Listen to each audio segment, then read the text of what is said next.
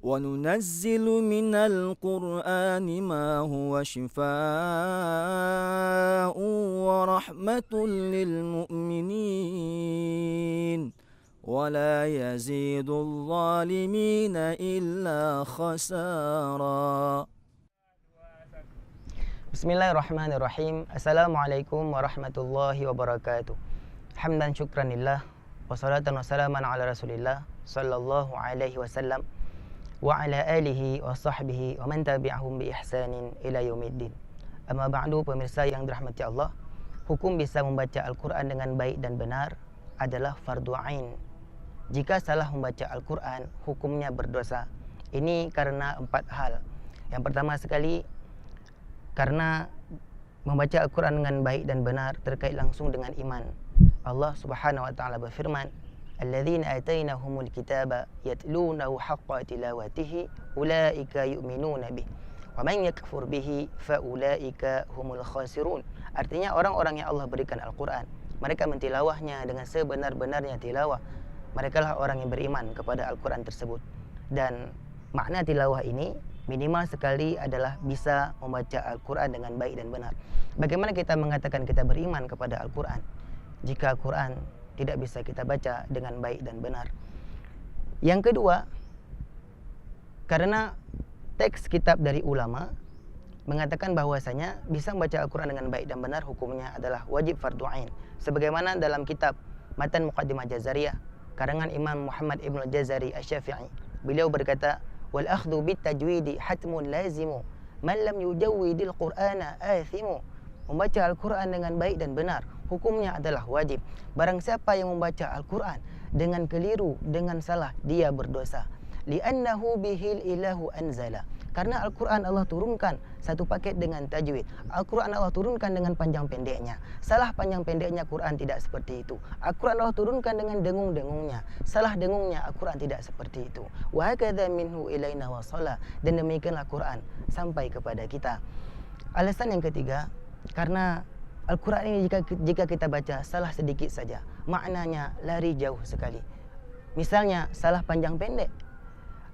Allah Subhanahu wa taala berfirman, "Wa idz qala Musa", ketika Nabi Musa berkata. Kalau qanya panjang 2 harakat artinya berkata. Tapi jika dibaca pendek, wa idz qala Musa, qala pendek artinya menggoreng.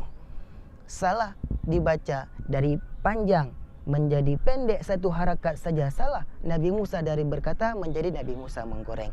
Kemudian contoh lainnya, jika salah makna misalnya, jika salah huruf misalnya saya pernah mendengar ada yang membaca ketika ada yang membaca misalnya Allahu Akbar, padahal yang benar adalah Allahu Akbar, Allah Maha Besar. Jika dibaca Allahu Akbar, Allah adalah berita, maka ini kesalahan sedikit tapi maknanya bisa lari jauh sekali. Alasan yang keempat adalah karena Al-Quran ini jika salah dibaca, tidak salah maknanya, tetap tidak boleh. Karena pada zaman dahulu ada seorang sahabat Nabi yang mulia yang ahli Al-Quran bernama Abdullah ibn Mas'ud. Ada seorang yang membaca Quran kepadanya. Seseorang ini membaca innamas sadaqatu lil fuqara'i wal masakin dan seterusnya. Sesungguhnya zakat itu untuk orang-orang fakir dan orang-orang miskin dan seterusnya. Beliau membaca rohnya pendek.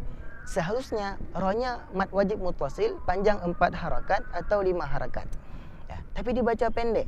Nah, ketika dibaca pendek fuqara tidak berubah maknanya. Tetap saja makna fuqara adalah orang-orang fakir. Tapi walaupun tidak berubah makna, Abdullah ibn Mas'ud tetap memprotesnya. Abdullah ibn Mas'ud mengatakan, "Ma hakadha aqraniha Rasulullah sallallahu alaihi wasallam." Rasulullah sallallahu alaihi wasallam tidak membaca Quran kepadaku seperti ini. Ya, maka yang bertanya pun yang membaca salah pun bertanya kembali, "Wa kaifa aqra'akaha Rasulullah sallallahu alaihi wasallam?" Maka bagaimana juga Rasulullah SAW membacakannya kepadamu? Abdullah bin Mas'ud mengulangi ayat ini dengan memanjangkan ra. Artinya dalam pemahaman sahabat Nabi yang mulia ahli Al-Quran Abdullah bin Mas'ud, salah baca tidak berubah makna, tetap tidak boleh karena Rasulullah SAW tidak membaca Al-Quran seperti itu. Maka pemirsa yang dirahmati Allah, jika membaca Al-Quran dengan baik dan benar hukumnya adalah wajib, dan jika salah berdosa, ada sebuah permasalahan. maka akan sangat banyak orang yang takut membaca Al-Quran karena takut salah dan takut berdosa. Maka bagaimana solusinya? Rasulullah SAW menjelaskan, Al-mahiru bil-Qur'ani ma'asafaratil kiramil bararah. Orang yang mahir dengan Quran, mereka bersama para nabi dan malaikat yang mulia lagi ta'ala. Walladhi yaqra'ul Quran wa tata'ta' fihi. Tapi orang yang membaca Al-Quran, dia masih tata'ta', masih terbata-bata, bacaannya masih salah. Wa huwa 'alai syaq, dan dia capek. Lahu ajran, bagi dia 2 pahala. Nabi mengatakan orang yang salah baca Quran dapat 2 pahala. Ulama mengatakan orang yang salah baca Quran berdosa. Yang mana yang benar? Kedua-duanya adalah benar sesuai dengan konteksnya. Yang Nabi katakan orang salah baca Quran dapat 2 pahala adalah orang yang yaqra'ul Quran, dia membaca Al-Quran, wa huwa 'alai syaq, dia masih mau berlelah-lelah mempelajari Al-Quran, membaca Al-Quran.